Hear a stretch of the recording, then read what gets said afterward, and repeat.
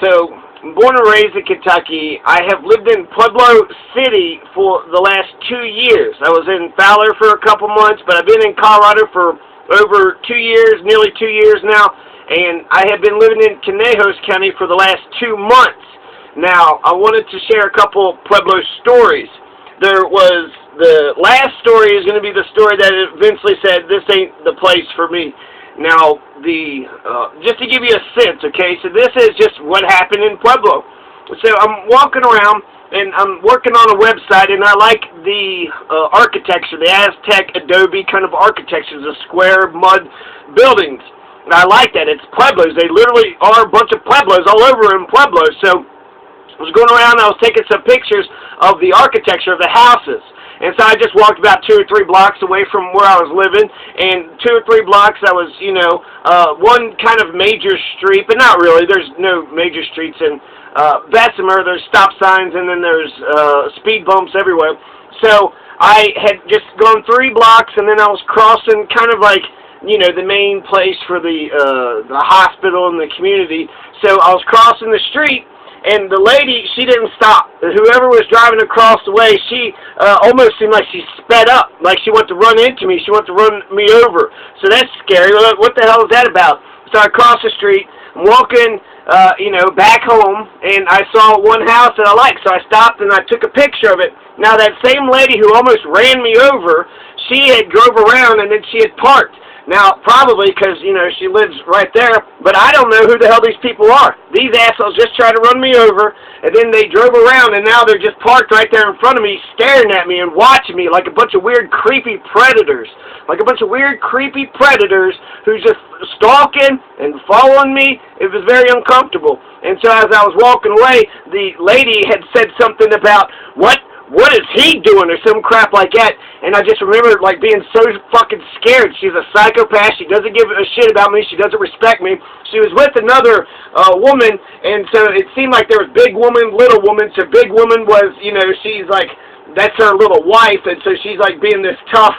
Anyways, it was scary. It was fucking scary. Men respect women. Women respect women. Nobody gives a shit about men. The only men that people respect are the violent psychopaths, the cops, and the rich people, the people that just throw money all over the place. Those are the only men that anybody in society respects.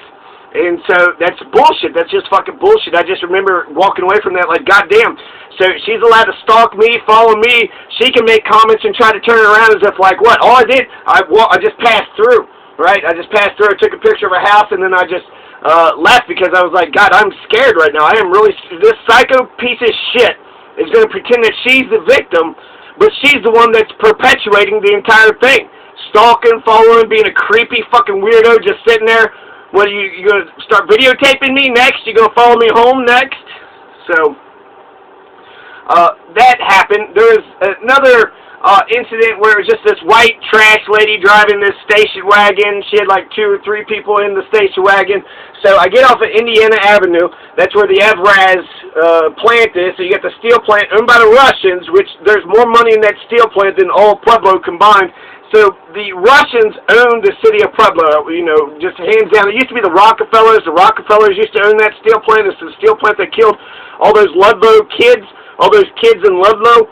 20 kids were murdered, just shot the fuck up because, they were striking. How dare their parents strike for better wages and safe working conditions, and to end child labor, and to give an 8-hour working day, and to get, a decent pay, get a weekend. Unions have done a lot of things. There's a lot of great things unions have done.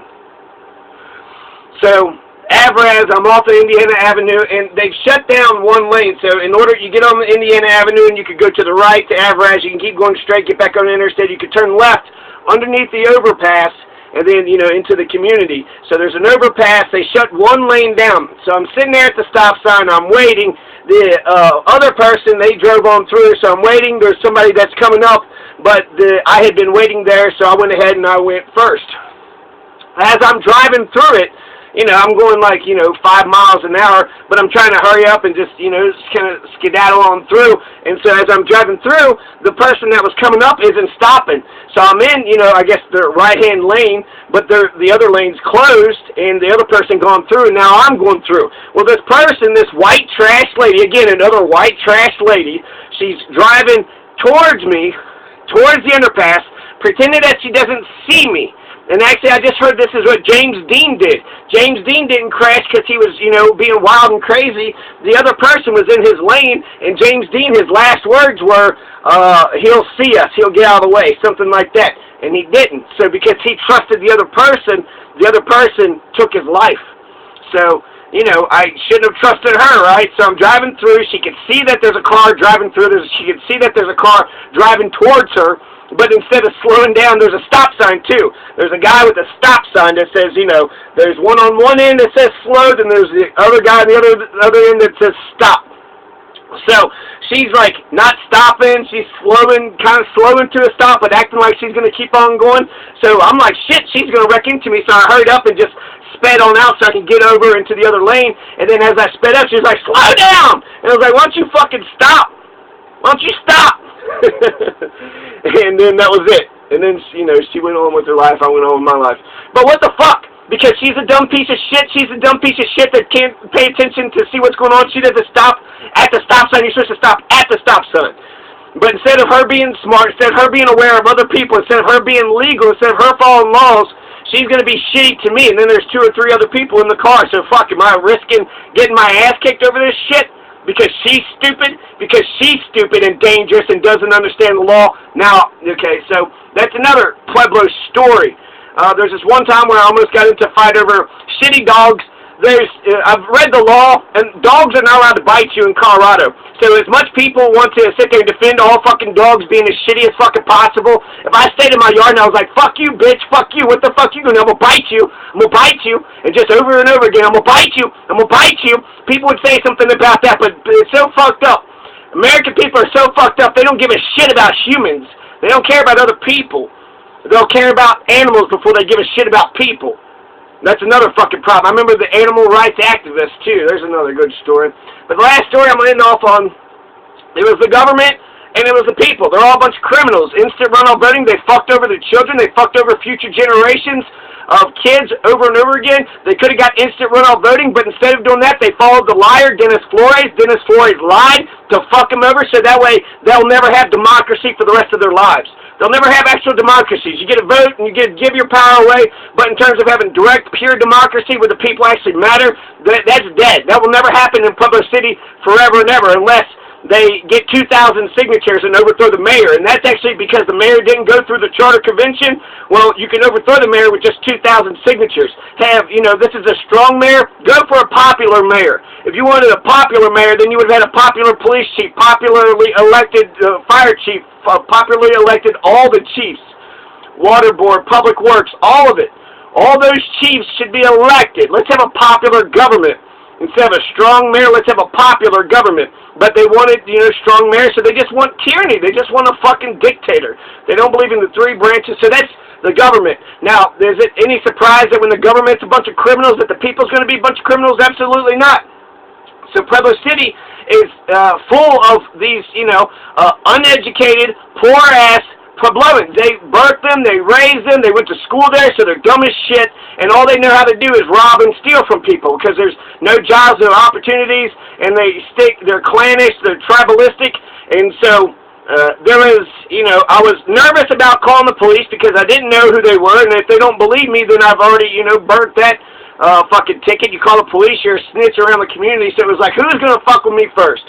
Was it going to be the cops or was it going to be the criminals?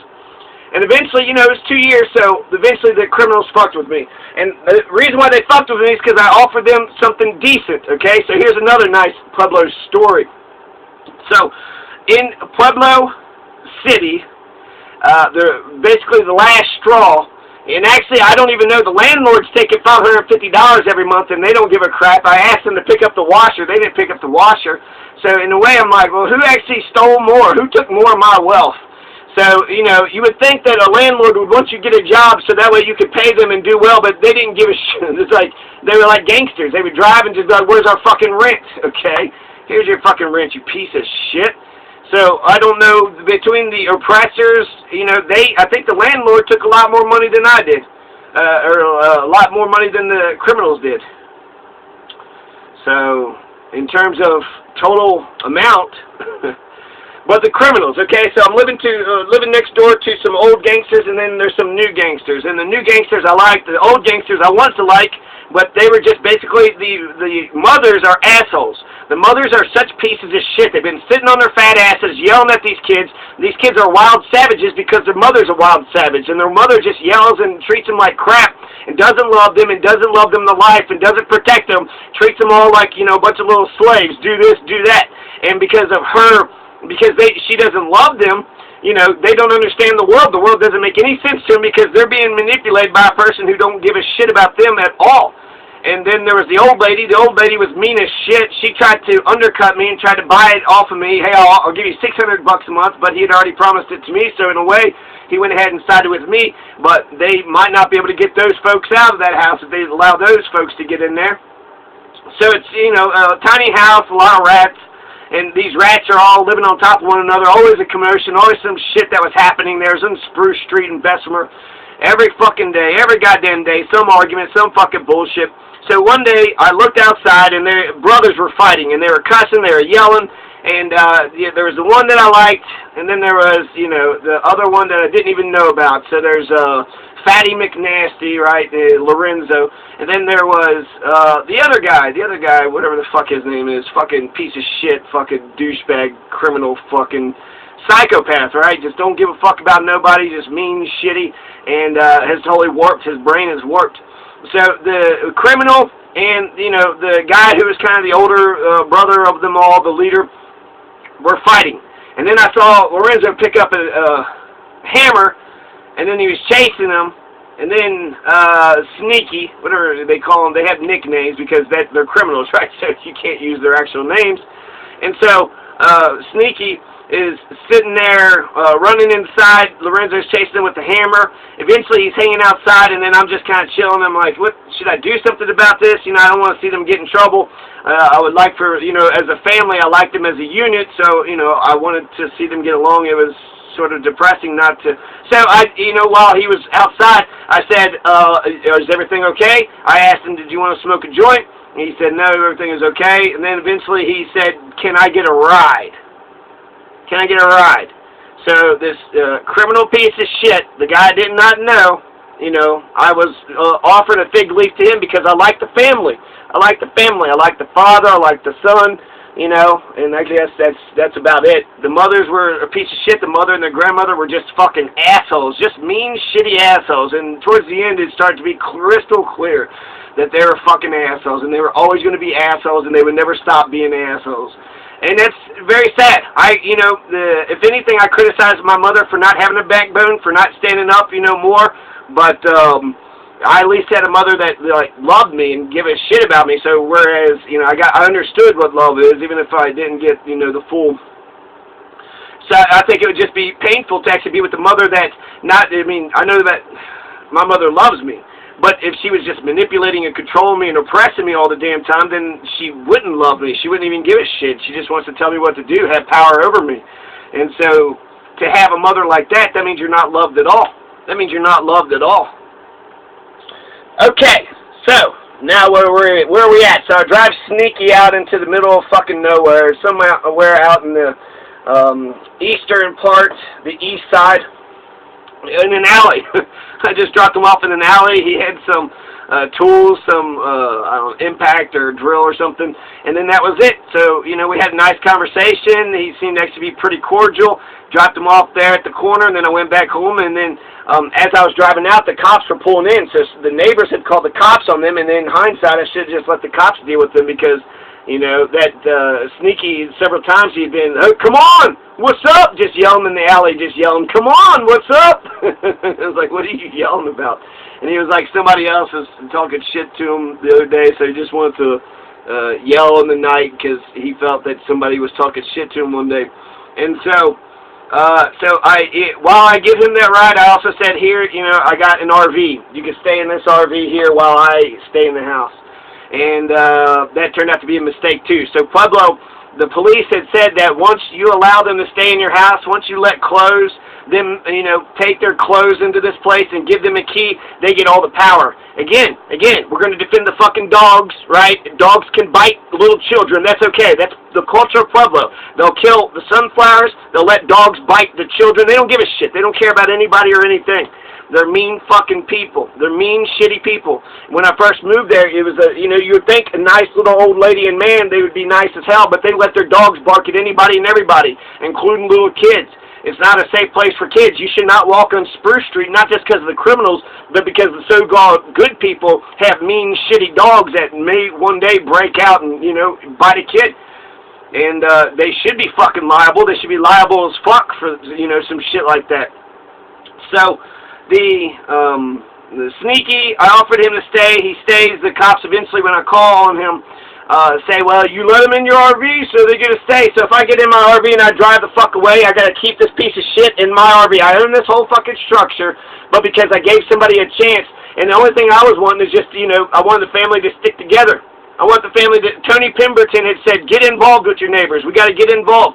And then I said, hey, I got involved, and then he was like, oh, it's not my fault. Well, you're the one that, you know, spit the idea out. But that just shows me who Tony Pemberton was. He'll say shit and then be like, oh, it wasn't my fault. What the fuck, dude? He's exactly right. We should get into other people's business, but then we should defend each other and stand up for each other when we do it.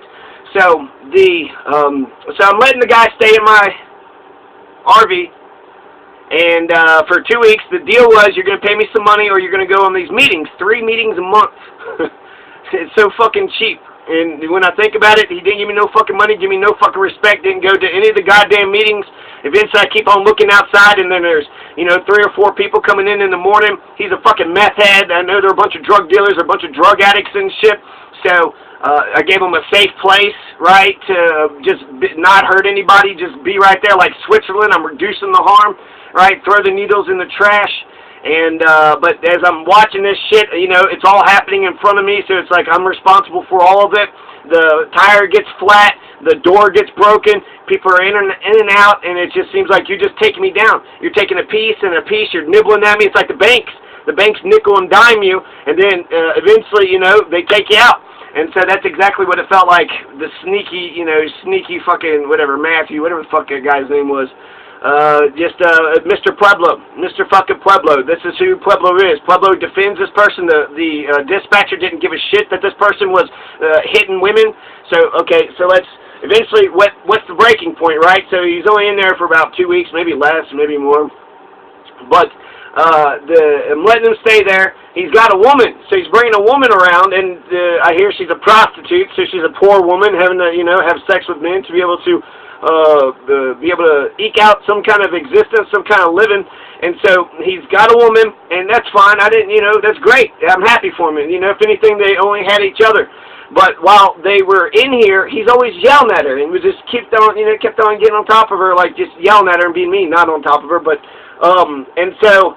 but she stuck with him, so I didn't know exactly what was going on. But eventually, they brought it outside, and then it was outside in the alley. So I remember them arguing one night, and it was about like midnight, and I was just like, man, it's like late at night, you know, people can hear this. Can y'all like just kind of turn it down? But I remember when I asked him, like, he was being fucking weird about it, and he was just like not responding. Like, you guys are yelling and arguing and shit. I don't want, you know, what the fuck? I don't want the cops getting called and then getting all this unnecessary attention and shit. Don't fucking argue so loud. Y'all got a disagreement? Fucking disagree quietly. Why y'all got to argue the entire neighborhood? Like, the entire neighborhood needs to hear you. So that was the night before. Then the next day, he's sitting there. She wanted to get away, and I tried to get away, but that's the day after. So the first day, she wanted to go somewhere, but he didn't want her to go anywhere. And so eventually she grabs her stuff and she's trying to walk away. She's walking down the alley, and then eventually he's like, oh, I'm not doing it on your property. And that's true. He was doing it out in the Ricky Munoz alley, where Ricky Munoz got shot and murdered and shot and killed. And so he was right there, right where Ricky said, hey, don't stand out here, don't spray paint my mother's house. And then they gunned him down, and then they actually fell into their yard. So in Ricky Munoz alley, you have Sneaky with the, you know, shitty mother and shitty grandmother with the white hair. They were sitting there beating on this woman. They were sitting there, he was beating on the woman, but they didn't give a shit. They didn't give a shit that he was hitting a woman. Lorenzo, he's got daughters. How would he feel if Sneaky was smacking on his daughters? But, you know, apparently it's okay to smack on some prostitutes, but not the daughters. What's the difference? What's the difference? If you wouldn't allow that shit for the daughters, then why would you allow that shit? If anything, you gotta treat your women good. If she keeps coming back, why would you? Is that the only way? You know, you're just scaring the shit out of her. So she's screaming, she's yelling. I looked out there for a minute, and then there was some kind of altercation, but he was like, why you keep messing with my shit? Why you keep messing with my... And I'm thinking, well, who's doing what? And she kept yelling and screaming for about a minute. I'm putting my shoes on. I'm like, God, can someone else stand up? Can someone else do something? Can someone else call the cops? The mother, the new gangsters. I like the guy, and I like the guy, the young man is the only person I guess I like. He was living out in his car, so he just basically, he understands it's time to change, and he was super fucking respectful of me, and I wish I actually would have been nicer to him instead of allowing the bad people. I give bad people a chance before I give the good people. So anyways, over there, they had called the police on me when I tried to, burn a tree stump. So I'm burning a tree stump to clean up the neighborhood. I would weed eat. I would sweep up the goat heads, and I'd pull up the goat heads because they're all over the place. They're thorns. It's Ricky Munoz Alley, and yet, thorns are all over the place. So bikers, and I can't believe actually how many fucking thorns there were. So they would call the cops on me to stop me from cleaning up the neighborhood, but they wouldn't call the cops to save this poor woman who's getting beat up in the alley. So after a minute, I took my time or whatever, but I put my shoes on because it's like, okay, if I'm going to have to go out there and fight, and I put my belt on, I don't want to lose my pants while I'm fighting. So I'm thinking, okay, so this guy's going to have a weapon, he's going to have a gun on him, he's going to, use violence. Who knows that he's hitting women, so he thinks that's acceptable behavior. So I got there, and I just say, hey, man, what are you doing? You can't do this. You can't do this maybe once or twice, but we're going to have to use our words from here on out. And eventually he heard it. She asked me to get a drink, but he still kept on, roughing her up and being mean to her, but she stuck it out with him. So, her loyalty to her abuser, I stood up for what was right. So I went out there and I told them not to fight no more. Then it seemed like they were going to be cool and calm and collected. And she came in and she said everything was okay. And then, I thought it was over. The next day about noon, the same shit happens again. She wants to go somewhere. He don't want her to go. She tries to get me to get her to go. I hurry up and get in. She doesn't get in quick enough. He comes out. Then he's pushing her. He tackled her, playfully tackled her, but still physical. Putting his hands on her. Telling her she couldn't do it, and sitting there trying to, finagle a deal. Don't do this, don't do this. And eventually, I didn't know what to do, and I said, well, should I call the cops? And she said, yeah, go ahead and call the cops. So once she said call the cops, I was like, I guess that's what I'm going to do. So I told her to get inside, and then I went in, and I called the police, and then I came out, and he was sitting there fucking with my tire. He was sitting there taking the air out of my tire. And then I go towards him, and then he's putting up his fist. He's like, what you gonna do, bitch? What you gonna do, bitch? Huh? So he's a fucking gangster. And I was like, man, nobody in this world would have fucking believed in you, dude. It broke my heart, to be honest with you, because it's like, fuck, man. I think everybody needs love, and he's never had love his entire life, so that's why he's a fucking savage. He's been yelled at school. His mother's, beating the shit out of him to believe in fucking fictional, imaginary fucking people. She doesn't give a shit about her son. She's an oppressor. She's a mean-ass fucking oppressor. The grandmother's the worst one. The grandmother is Barzini all along. It was Grandma Barzini all along, the whole time. She wanted that house, so she allowed those fuckers to be fucking dicks to me the entire time. She would even set her little dog, her little yapping dog, they got the whole yard, right? But she would set it right next to my door. So every time I walked in or walked out, I'm getting yapped at in my own fucking yard. And I remember one time yapping back, and then they all looked back like, what the fuck? You ain't supposed to clap back. We defend fucking dogs. We hate human beings. So where are we at now? So he's taking air out of my tires, and then we're about to get into it. And I swung a couple times. He swung a couple times. Neither one of us landed anything. He took her property, took her bag, threw it over into his yard. And I feel really bad about the whole situation because I feel like I didn't help her out. The property, he got to keep the property. The cops didn't believe me. And then after the third time I called the cops, they started asking questions about me. They didn't do their fucking job, right? So it's like the homeless. Instead of helping the homeless, you got to blame the homeless. Oh no! Well, you must have done something. No, you gotta, it's there. When you ignore injustice for so long, that becomes your conscience. You ignore justice. You train your conscience not to give a shit. You train yourself not to have a conscience. And so the cops are called. They took their time, their fucking G-golly time, and it took about 30 minutes for them to finally show up. The sneaky runs around the fucking corner. He runs inside for a minute, and then he kind of comes around the corner, and then he hops over onto my side. He hops over onto my fucking property. So immediately, I get out the phone. Not immediately, actually. I wanted him to come out towards me, but I walk towards him, and I'm like, guess something's going to happen. So he's over on my property, and he's right there on the border, right there on the line where he's going to stand. He's going to stand there, later. But he hops the fence, so he's on my property. I'm renting the property, so it's not my property, but he's in my domain, my area. Hops the fence. He's walking on the side of my RV. And he's got applesauce. He picked up an applesauce jar. And so I'm thinking, okay, this motherfucker's going to throw this shit. He throws it. He gets applesauce all over his face, and he gets applesauce on the window of the RV. And then he picks up a chair. And again, he's picked up two weapons, right? He's used violence. He's tried property damage. Eventually he's going to have property damage. But he was fucking with my property. He's used assault. He's hit this woman. So he's hitting the women, and a female dispatcher thinks that's acceptable. That's okay, because poor prostitutes, who gives a shit about the poor prostitutes? And she had a 3-year-old boy. 3-year-old boy be around here some of the times, but most of the time he was, elsewhere. But she had a 3-year-old kid. So I know that Pueblo is creating their own homeless problem. Pueblo has their own homeless people. They're poor. They're not educated. They went to school, right? But school isn't educating them and keeping them strong. They're just making them dumb and obedient, just like their abusive parents and their abusive mothers are. And you're not supposed to speak up against your mother. What? My mother is wrong? My mother don't love me? Yeah, your mother don't give a fuck about you and oppress or don't care about you. Do this, do that, because I only love you as the tool of my, I only love you as a tool, not as a person, not as a human being. I only a tool of my own design. Go do this, go do that. You're my slave. You're my underling. You're beneath me. The oppressor has to kill the humanity of those that they oppress. So, while all that's sad, that's the origins of it, but you got to take care of the victims first. So he picks up this chair, this metal chair, and he's ready to throw it at me. And so I'm watching him, and I pick up, whatever I could, and I picked up a towel. And so I just picked up a towel, right? He picks up a chair. He picks up applesauce, and I picked up a towel, right? So he was watching me. He was a little bit nervous about me. And I'm tall, but I'm not mean. So, but he's, kind of small. But that's, you're going to be a fucking dickhead. You're small and you're a dick.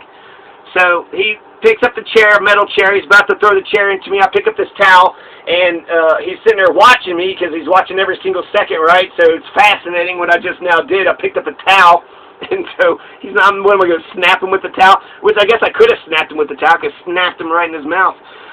But instead, I just take the towel, and I bundled it up in a ball, and I threw it at him. And then as I threw it at him, I rushed him, and I grabbed the chair, and then I just shoved him down on the ground, and then he shoves me, and then my butt goes into the side of my RV, and then my RV's damaged, and it's been damaged ever since. But as he pushes me, I get up, and then I hit him twice in the head, and then after I hit him in the head, I back off, I turn on the video camera, and then he runs away. And so in his mind, I don't know what he's thinking, to be honest with you. I think like he's in over his head, so he's trying to make it nice. So it's like he's trying to be flirty, but he's being a fucking piece of shit. When I'm supposed to accept your violence is fucking, oh, this is fun, cute behavior. So when I pulled out the video camera, he runs away. So I did get a, quick little second. I did record the fight itself when he's like, bitch, what you gonna do, bitch, huh? Bitch, what you gonna do, bitch? But that's who Pueblo is. That's who the fuck Pueblo is. When I called the dispatch, they sided with the criminals. They sided with the wife beater. They sided with the property damager. All night, these motherfuckers that lived next to me, I don't know which one it was, but definitely him. Definitely Sneaky. Why would you get a name such as Sneaky? And I remember talking to another one of the brothers, and he had said that he would just attack people just to be attacking people, just to attack them for no fucking reason. And it's like, why would you do that? Why would you do that? So they're going around robbing the neighborhood. I remember just one night, it was like a big free-for-all, a bunch of bikers all over the place, and then one guy knocked on my door. He's like, the cops are all over the place. Fucking good. Good. It's about fucking time, because y'all don't respect good people. You don't respect nice, good people because your mothers don't love you. Only violence. Only violent women and violent cops are the ones that they can respect. Everybody respects violence, right? So That's our society. The good, quiet, peaceful people, they are, they're the suckers of the world. They get fucked over all the time by these violent psychopaths. So, the fights, he runs off.